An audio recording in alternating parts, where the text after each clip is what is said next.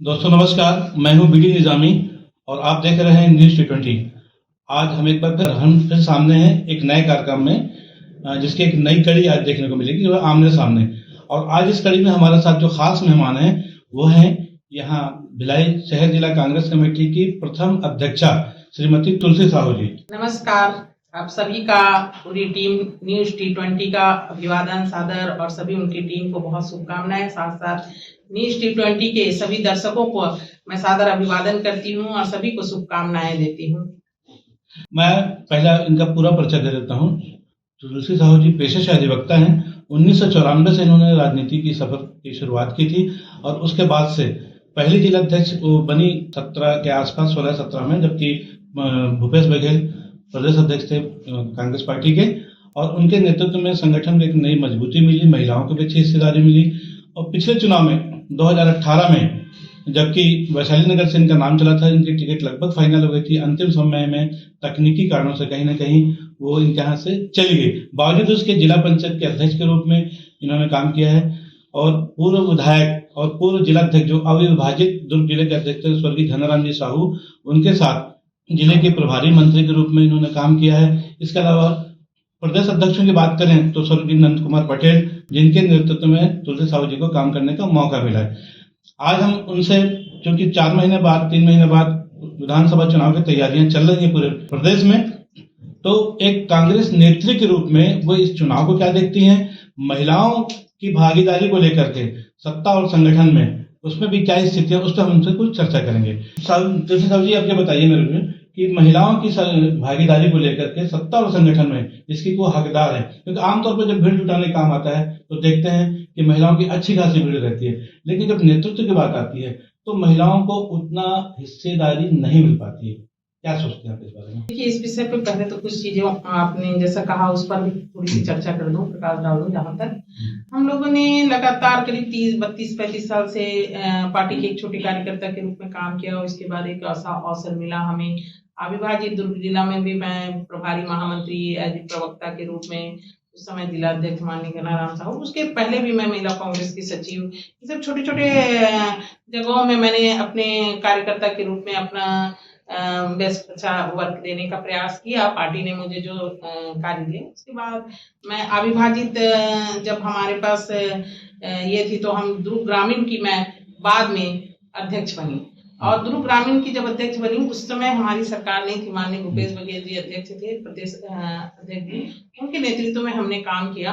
और उन्होंने जिस तरह से एक नया जोश भरने का काम पार्टी में किया उनके नेतृत्व में, और हम सब ने जब दुर्ग जिला ग्रामीण की जब मैं अध्यक्ष रही हूँ उस समय हम लोगों ने पूरे क्षेत्र में, ऐसा कोई 6 विधानसभा क्षेत्र था, उसके बाद हम लोगों का आप देखें कि वो कहना चाहिए कि आजादी के बाद पहली महिला अध्यक्ष बनी मैं दुर्ग ग्रामीण की। वहाँ उस अध्यक्षीय कार्यकाल में चुनाव हुआ था। उस समय हमारे दुर्ग जिला ने 6 विधानसभा सीट जीते थे और उस विधानसभा में उसके बाद सरकार बनी, माननीय भूपेश बघेल जी मुख्यमंत्री बने और उनके मुख्यमंत्री कार्यकाल आज आप देख रहे हो क्या आज जिस ऊंचाई पे है। भारतीय जनता पार्टी के पास आज उसका कोई विकल्प नहीं है। इस तरह उन्होंने पूरी ऊंचाइयां दी छत्तीसगढ़ को, जिस छत्तीसगढ़ को लोग देश में छत्तीसगढ़ कहाँ है पूछते थे, आज वर्ल्ड में उन्होंने एक ऐसा नाम रोशन किया है छत्तीसगढ़ का, हम सब गौरव महसूस करते हैं। और केवल कांग्रेस पार्टी नहीं, दूसरे लोग गौरवान्वित होते हैं जब छत्तीसगढ़ की बात विदेशों में होती है, पूरे विश्व में जब नाम चर्चा चलता है। चाहे आप नरवा गरवा गुरुआबाड़ी की बात करें, चाहे आप स्वास्थ्य की बात करें, शिक्षा में आप देखें स्वामी आत्मानंद की हम बात कर रहे हैं, स्कूल शिक्षा की बात करें बच्चों की, और जगह जगह क्लिनिक उन्होंने खोला है। चाहे वो आप महतारी योजना के तहत उन्होंने स्कूल हॉस्पिटल की बात करें, चाहे बाजार क्लिनिक उन्होंने जो जगह जगह खोल के आप देखें, स्वास्थ्य सुविधाएं, चाहे आप सुदूर बस्तर वनांचल में आप देखिए गाड़ियां आ रही है महिलाओं के लिए, आप देखे वो डॉक्टर महिला, नर्स से हमारी बहन महिला, इस तरह से जो उन्होंने ऐसी एक छोटे छोटे चीजों को उन्होंने छुआ है, जो आप किसान से लेकर आम मजदूर से लेकर किसानों के, आज लोगों के हाथ में आज इतना फंड और इतनी मजबूती आई है किसानों में, तो हम लोग उस बात को समझते हैं कि आज लोग इतनी मजबूत है कि लोग हर जगह, आप कहीं खड़ा हो जाओ तो कांग्रेस की सरकार बन रही है। ये जो कार्य उन्होंने किया है ये महत्वपूर्ण है। तो साथ साथ आपने जहां तक महिलाओं की बात की, तो महिलाओं की जब बात आती है तो उन्होंने, देखिए मैं अपने बारे में कह सकती हूँ कि जब उन्होंने मुझे जिला अध्यक्ष बनाया, उसके जब मैं बनी कांग्रेस की जिला अध्यक्ष, उसके बाद मुझे पहली जब मतलब संगठन का जिला जो भिलाई बना, उसमें मैं पहली महिला अध्यक्ष बनी। पहली महिला नहीं बनी, मैंने अध्यक्ष बनी पहला, लेकिन अब महिला में भी तो एक विश्वास पार्टी ने किया और पार्टी ने हमें वो जगह दी। इसलिए आज आपके सामने बैठे हैं तो पार्टी ने कुछ जगह दी और हमें काम करने का अवसर मिला और हमने भी कोशिश की कि बहुत ईमानदारी से पार्टी का काम जो हमें दिया गया पद, उस पद के साथ इंसाफ होना चाहिए। ये हमने कार्यकर्ताओं के लिए करने का पूरा प्रयास किया। लेकिन सत्ता और संगठन में जो हिस्सेदारी मिलनी चाहिए, क्योंकि महिलाओं की बहुत ज्यादा भागीदारी रहती है तमाम कार्यक्रमों में। जब भी कोई भी कार्यक्रम कांग्रेस का होता है उसमें अच्छी खासी तादाद रहती है, मुझे लगता है कम से कम 50% महिलाएं रहती हैं। लेकिन बावजूद उसके नेतृत्व जो है, जैसे टिकट की बात आती है तो वहां पर महिलाओं को वो उतने चांस नहीं मिलते। क्यों ऐसा? देखिए अभी लगातार कैंपेन चलाई माननीय हमारी प्रियंका गांधी जी महासचिव ने राष्ट्र में, उन्होंने मैं लड़की हूँ लड़ सकती हूँ के माध्यम से आपने देखा है चुनाव के समय, चुनाव के बाद उन्होंने तो महिलाओं की स्थिति में बेसिक सुधार तो हुआ है पहले से, और महिलाएं भी थोड़ी जागरूक हुई है अपने अधिकारों के प्रति और जाके अपनी बातों को रखने की कोशिश कर रही है। और इसी कड़ी में आप देखिए कि हमारी प्रभारी कुमारी शैलजा जी बनी है, आदरणीय हमारी है, और वो महिलाओं के प्रति बहुत सजग है और बहुत ही उन्होंने, मैं अभी जितनी बार हम सब मिले हैं मुझसे, तो ऐसा लगता है कि महिलाओं के प्रति उनकी सोच को हम सबको दर्शाता है, क्योंकि जिस लेवल से हम लोगों से बात करती है, छोटे कार्यकर्ता कहें चाहे जो भी कार्यकर्ता जाती हैं, उनसे वो मिलती है और बहुत संजीदगी से उनसे बात करती है, उनकी बातों को सुनती है और अमल भी कर रही है। तो हम लोगों को पूरा विश्वास है कि महिलाओं के साथ कभी नाइंसाफी नहीं होगी और होती भी नहीं है। अब थोड़ा बहुत देखिए, पार्टी है, बड़ा संगठन है, बड़े ज्यादा लोग हैं, हमारे घर में 5 बच्चे हो जाए तो 5 को एक दिन में सब कुछ नहीं मिलेगा, वो थोड़ा सा ऊपर नीचे आज इसको तो करती है। महिलाओं को एक हिसाब से बराबर, पुरुष के बराबर का दर्जा आजकल दिया जाता है ना? आज वो शिक्षा के क्षेत्र में, चिकित्सा के क्षेत्र में, हर क्षेत्र में बराबर कंधे से कंधा मिला के चले। राजनीति में 50% की स्थिति क्यों नहीं देखने? क्या क्या महिलाओं में कहीं योग्यता में कमी है पुरुषों को मुकाबले? नहीं, महिलाओं की योग्यता में कतई कहीं कमी नहीं है। ये बात चूंकि मैं आपके पास बैठी हूँ तो सोच लीजिए कहीं कोई कमी नहीं है, क्योंकि आप मुझे, मेरे ख्याल से 30 साल से आप मुझे यहाँ फील्ड में देख रहे हैं, चाहे पद में रहूं ना रहूं, आपने देखा है मैंने फील्ड कभी नहीं छोड़ा। तो एक वर्किंग करने का अपना अपना तरीका है और अपने अपने काम करने के सोच है, और अपने कार्यकर्ताओं को कैसे मोबिलाइज करना है, कार्यकर्ताओं के साथ कैसे चलना है, क्योंकि हम लोग सब एक सामान्य घरों से आते हैं और कांग्रेस पार्टी में सामान्य कार्यकर्ता बहुत है। तो उन सब की जिम्मेदारी पार्टी जब देती है, जिसे भी पद में बनाती है, उनकी जिम्मेदारी रहती है वो सबको लेके चले, और उसके साथ साथ हम सबकी जिम्मेदारी है कि हम अपने नेता के माने उसके लाइन पे चलें, ताकि अपने पार्टी के लाइन पे चलें। तो पार्टी लाइन से चलने से सभी को फायदा होता है। और मेरे ख्याल से महिलाओं को देखिए, अभी आप प्रदेश कांग्रेस कमेटी में महिलाओं का स्थान मिला है, जिला कांग्रेस कमेटी में महिलाओं का स्थान लगातार दिया जा रहा है, और राष्ट्रीय नेताओं में भी आप AICC मेंबर में भी उन्होंने जो बात कही उसके अनुसार महिलाओं को जगह स्थान दिया जा रहा है। तो महिलाओं को स्थान में अभी पूर्व के अपेक्षा अभी पहले चुनाव अविभाजित मध्य प्रदेश चुना है, उसमें हमारा प्रतिमा चंद्राकर जी को खेरसा से पहले टिकट दी गई थी, विधायक भी बनी, उसके बाद दुर्ग ग्रामीण से विधायक बनी। लेकिन उनके अलावा कोई दूसरा नाम महिलाओं में देखा जाए जिसको टिकट भी मिली हो, ऐसा नहीं हुआ। तो पहली बात ये, तो इस चुनाव में चूंकि अब यूपी में जबकि प्रियंका गांधी ने लगभग 40% महिलाओं को टिकट देने की बात की थी, हालांकि उस समय नहीं दे पाई थी। उसमें भी एक चर्चा ये चली थी कि कहीं ना कहीं महिलाएं उसमें फिट नहीं बैठ पा रही है, उनसे ज्यादा योग्य पुरुष कैंडिडेट थे, इसलिए कहने के बाद भी 40% हिस्सेदारी नहीं दे पाए।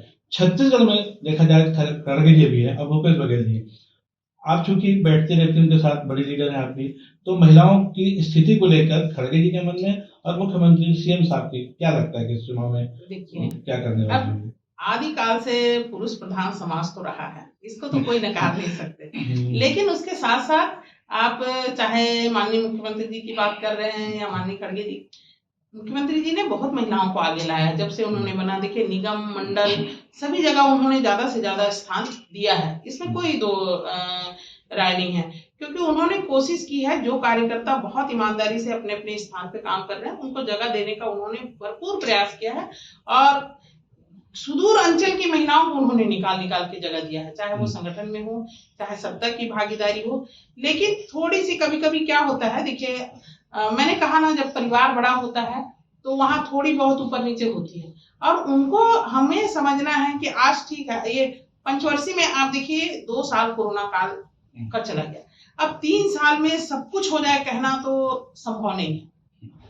मुख्यमंत्री जी ने भी बहुत कुछ और करना चाहा होगा जो 2 साल के कोरोना की वजह से नहीं कर पाए होंगे, लेकिन मैंने इस बात का पहले ही पटाक्षेप इसीलिए कर दिए कि जो हमारी बातें हैं, मैंने उन्होंने इतना ज्यादा कर दिया इन 3 सालों में कि आज दूसरी पार्टी इसकी तोड़ नहीं निकाल पा रही है, ना उसके बारे में कोई बात करने के स्थिति में है। दुर्ग जिला एक समय बहुत बड़ा जिला था, आज बालोद अलग हो गया है, बेमेतरा अलग हो गया है।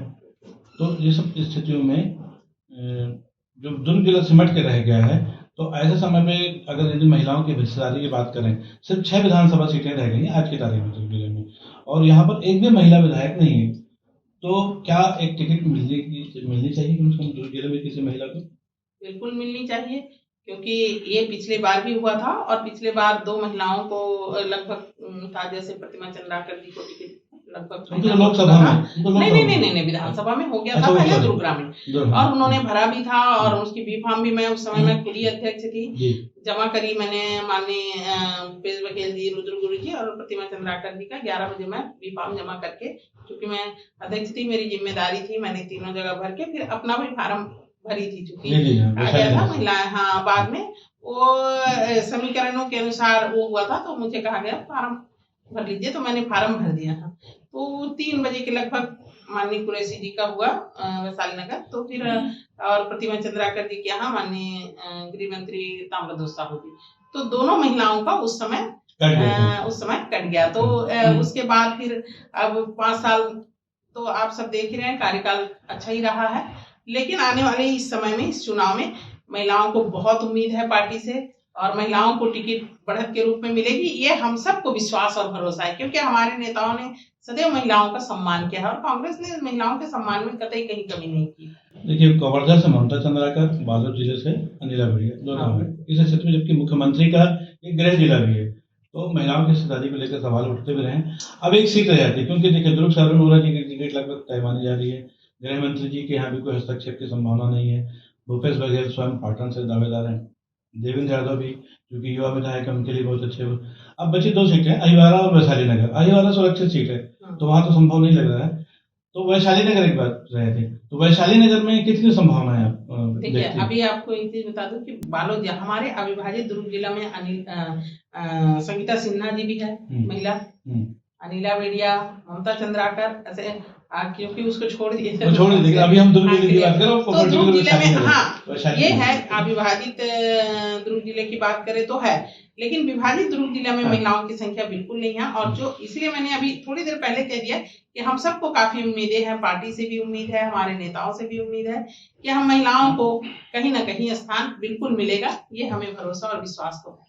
यदि मान लीजिए और मिलनी भी चाहिए, इसमें कतई कोई कमी नहीं, क्योंकि वर्किंग में जब कमी नहीं है तो सीटों में कमी क्यों हो। अच्छा, एक बात और आती है कि वैशाली नगर को ये माना जाता है यहाँ पर लोकल, मतलब जो स्थानीय जो लोग हैं, चाहे साहू हो, चंद्राकर हो या और जवान है, तमाम लोग, उनके मुकाबले यूपी, बिहार या अदर देन लोकल वो मतदाता, उन मतदाताओं की संख्या यहाँ काफी ज्यादा है, और इसलिए यहाँ पर उनके लिए चांसेस ज्यादा है। और जो 4 चुनाव अभी तक हुए हैं, 2008 में जब परिसीमन के बाद वैशाली नगर बना था, 4 में से 3 चुनाव भारतीय जनता पार्टी जीती है, चौथा इकलौता बाई इलेक्शन था जो भजन सिंह निरंकारी का, और चारों ये लोकल नहीं है। और टिकट के मामले में यदि हम देखें तो जागेश्वर साहू जी को ही टिकट भारतीय जनता पार्टी ने दी थी, वो भी हार गए थे। अलग एक चर्चा चलती कि यहाँ से लोकल कैंडिडेट चुनाव नहीं जीत सकता, उसमें इसलिए दावा लोग ज्यादा मजबूत करते मानते हैं कि भाई other than local it will be better candidate, ऐसा मानते हैं। तो उसके बारे में आप क्या सोचते हैं कि कितनी संभावना है यहाँ पर क्षेत्रीय स्थानीय प्रत्याशियों की? देखिए, अभी आप शुरुआत चुनवानी खमतिया से ले लीजिए, वहाँ कौन है, वहां से कुरुद कैलाश नगर का सब एरिया, कुरुद का एरिया पूरा ले लीजिए, ग्रामीण ही तो आधा से ज्यादा तो ग्रामीण है यहाँ पे।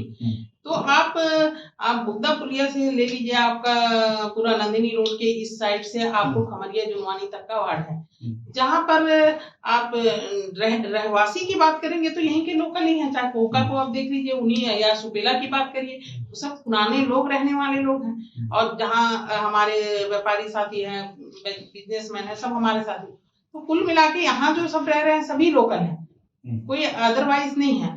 और टिकट जो वितरण की बात है, अभी तक किसी लोकल को टिकट ही नहीं मिला है, तो हम ये बात की पटाक्षेप कैसे कर सकते हैं कि वो जीतेगा या ये जीतेगा।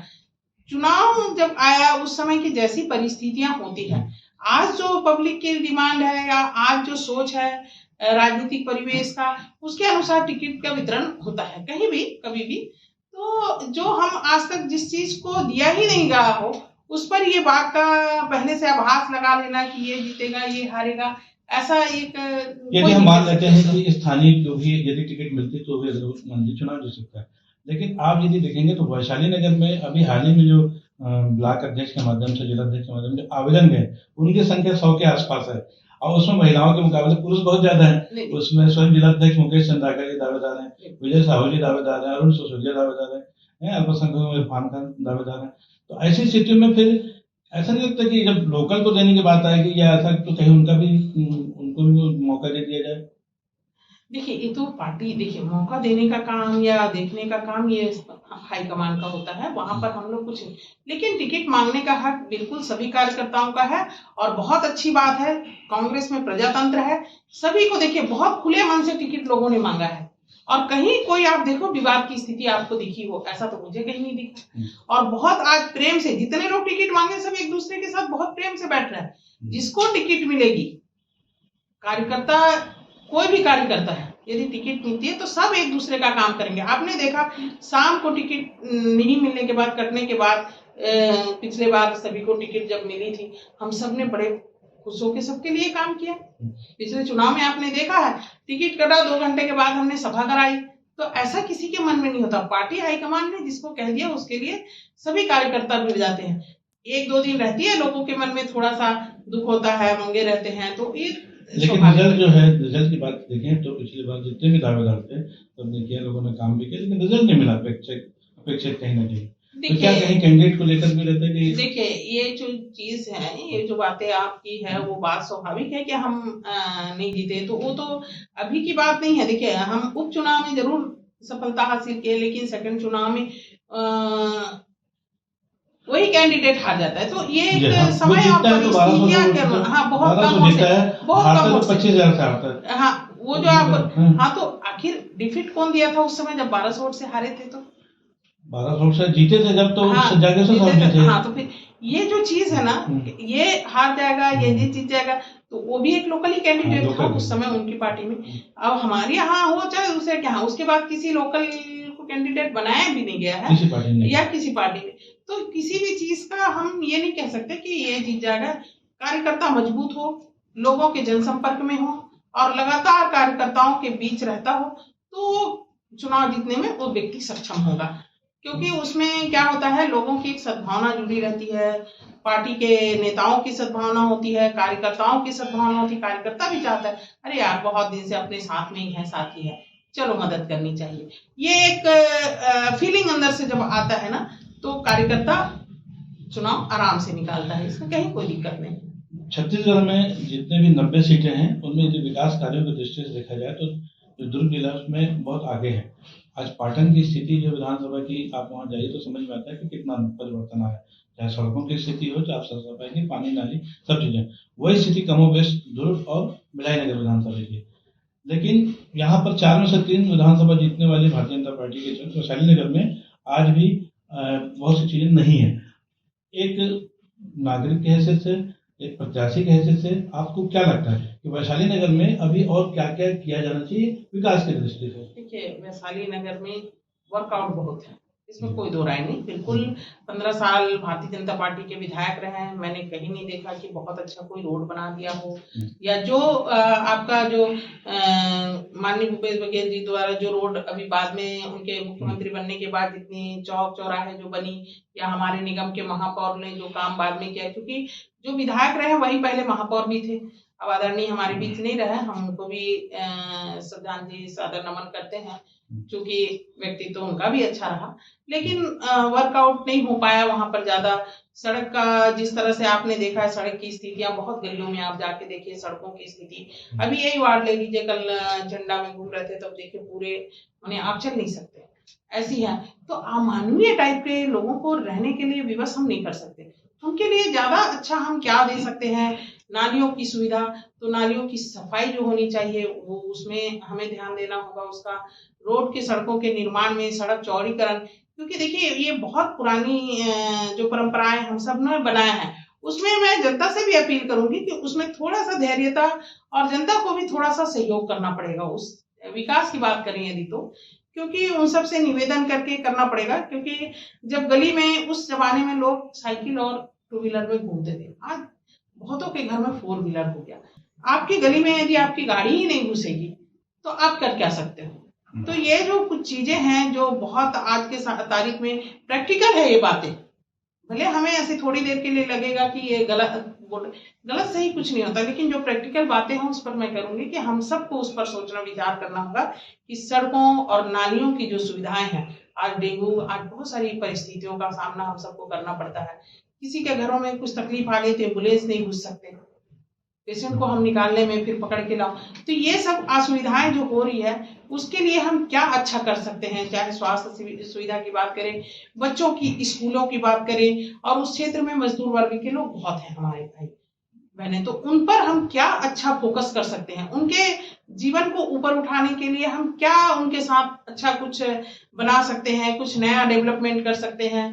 पहले तो पानी, बिजली, जो मूलभूत सुविधाएं हैं उनके लिए, टोटी में नलों का जो पानी का बहाव चल रहा तो चल रहा, ये जो बहुत सारी चीजें हैं, मैं लगातार घूम रही हूँ तो देखती हूँ इन सब चीजों को।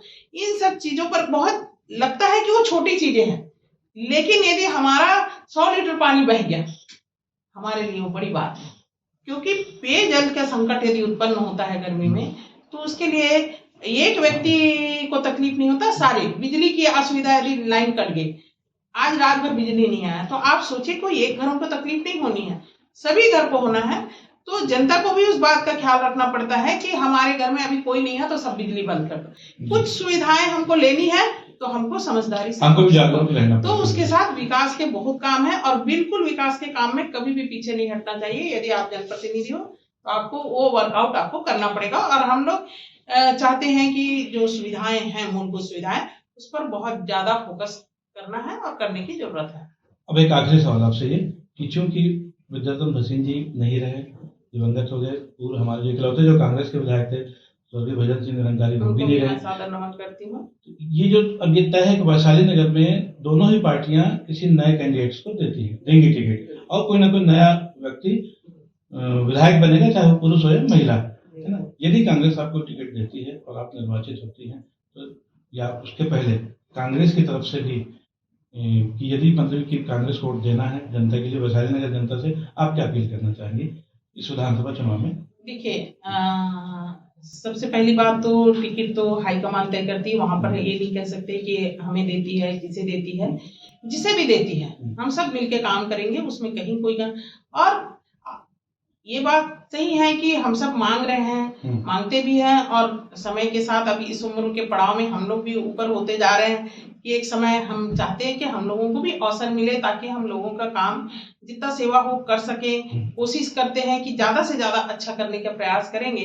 जैसे मैंने अभी कहा, मूलभूत सुविधाओं पर हमारी फोकस ज्यादा होगी, क्योंकि जिस तरह आज वहाँ की स्थितियां, परिस्थितियां हम देखते हैं, हालांकि वहाँ हॉस्पिटलिटी बहुत है, लेकिन फिर भी महंगी हॉस्पिटलिटी से बचाने के लिए जिस तरह से हमारे प्रदेश की सरकार ने, माननीय भूपेश बघेल जी ने क्लिनिक जगह जगह उन्होंने लगाया, उन्होंने मातृत्व उसमें जगह जगह आप देखिए बस सुविधाएं सब जगह, श्रम स्वास्थ्य सेवाओं केंद्र उन्होंने जगह जगह लगाया। तो ये जो सुविधा दे रही है इसको और भी उन्होंने चुस्त दुरुस्त करने के लिए हॉस्पिटल का भी जो सुविधाएं हैं, आप देखिए कुछ दिन पहले आप सुपेला अस्पताल की हालत और आज देखिए कितना बढ़िया।